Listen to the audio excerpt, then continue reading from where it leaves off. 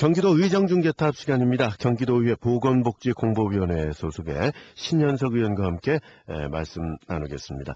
오늘은 경기도 학생인권조례안 시행 2달째를 맞아서 점검해보는 시간이죠.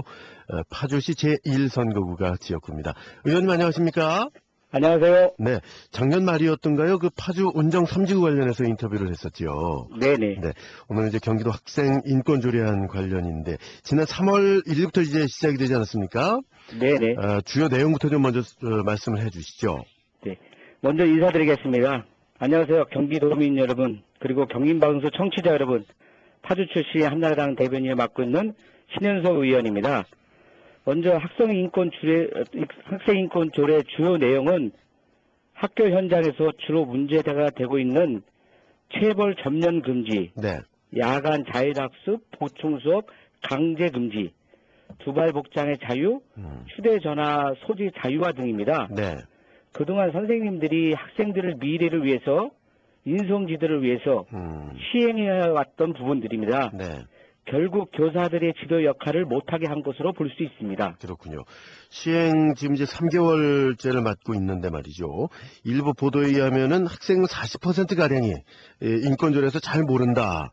혹은 전혀 모른다. 이렇게 응답을 했다고 그러던데 학교 현장에서 인권조례는 어떻게 시행이 되고 있습니까? 네, 그렇습니다. 어떻게 보면 학생들은 규제를 풀어준다고 하니까 좋아할 수도 있겠습니다. 네. 우리가 대학 다닐 때 비싼 등록금 내고 다니면서도 휴강한다고 하면 모두들 그 순간은 좋아했습니다. 그렇죠. 예. 성숙한 사회인으로 완성되어가는 과정에 있는 학생들에게 어느 정도 교육적 규제는 필요하다고 보며 그것이 대다수 학부모들의 생각이라고 봅니다. 네. 그리고 학교 현장에서는 교권과 충돌하고 있습니다. 지난 4월 한국교청의 서울지역 초중고 교사 설문조사 결과를 보면 네. 학생인권조례 시행으로 문제 학생 지도를 기피하게 된다는 선생님들이 78%이고요. 네. 교사의 학생 지도에 불응한다는 학생이 예전보다 늘어났다고 응답한 선생님이 44.8%라고 합니다. 지도가 제대로 잘 이루어지지 않겠군요. 네. 네. 공교육이 실종되겠다는 증거 아니겠습니까? 설문조사가 아니더라도 도민들께서는 요즘 학생들의 외모와 행동을 보면 네. 민망할 정도라고 합니다. 그러나 안타깝게도 김상국 교육감만은 너무 안이하게 대응하는 게 아닌가 생각합니다. 그래서 지난 교육행정 질의 시 도민의 대표로서 지적을 했던 것입니다. 그렇군요. 좀 전에 말씀하셨던 그 설문조사 결과는 이제 서울의 경우인데, 뭐 경기도도 뭐 비슷하게 나올 것이다 이렇게 생각이 되죠. 네네. 자, 그래서 의원님은 이제 학생인권조례 제정 당시부터 이 현장에서 많은 문제가 있을 수 있다 이렇게 지적을 하시지 않았습니까? 네. 그 부분을 다시 한번 좀 말씀을 해주시죠.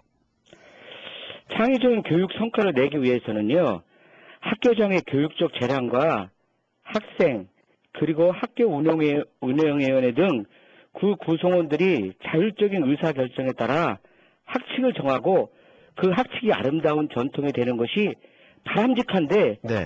학생인권 보호라는 이유로 전체주의적이며 획일적인 기준 외에 학칙을 정하도록 하는 것이 미래의 꿈을 실현하는 교육 장소로서는 바람직하지 않다는 것입니다.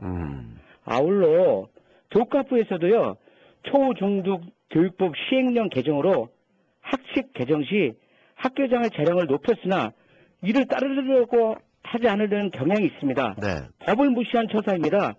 이러한 부분을 지적했고 이는 얼마든지 법령에 따르면 해결될 수 있다고 보는 것입니다. 네. 이 학칙 개정할 때 이걸 따르지 않는 것이 어떻게 뭐 학교에서 그렇다는 말씀이신가? 학생들이 그렇다는 말씀이신가요? 학교에서 그렇다는 거죠. 네, 학교에서. 네네.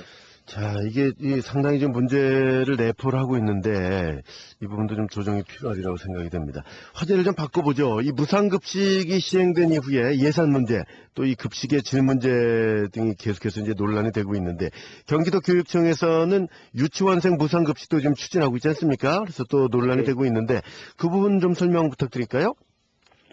네, 김상군 교육감께서는 느닷없이 네. 어린이날을 앞두고요, 유치원 무상급식 추진을 발표했습니다.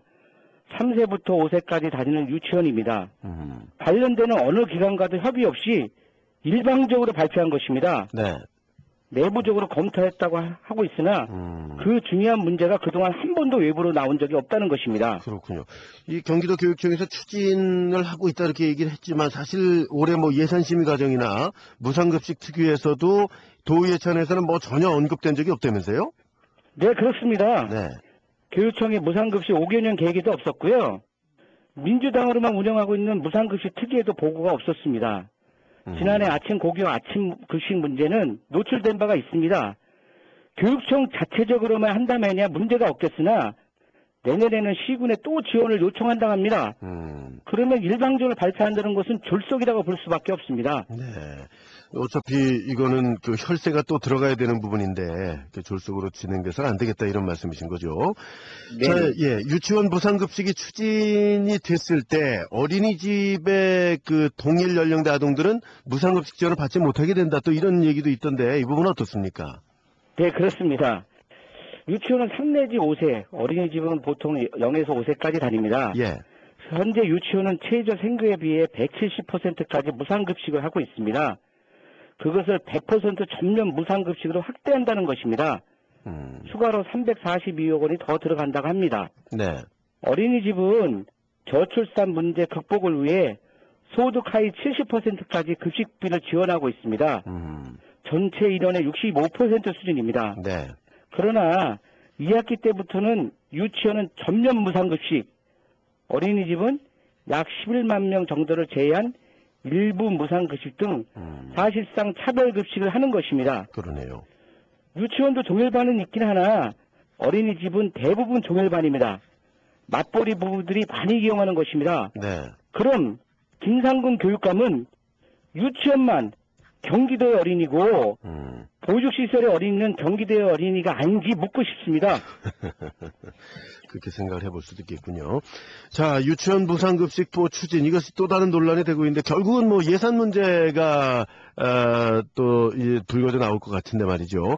근데 이 경기도 교육청에서 이걸 추진을 하면서 도의회는 물론이고 앞서서 말씀해 주신 것처럼 이 예산을 분담하는 시군 관계기관과도 사전 협의를 하지 않았다는 주장이 나오고 있는데 그 부분은 어떻습니까? 예, 맞습니다. 네.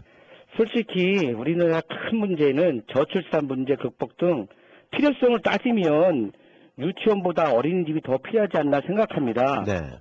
그럼에도 불구하고 어린이집은 우리 소관이 아니라서 모른다고 합니다. 그러기에 기관 간 협의가 필요한 것 아닙니까?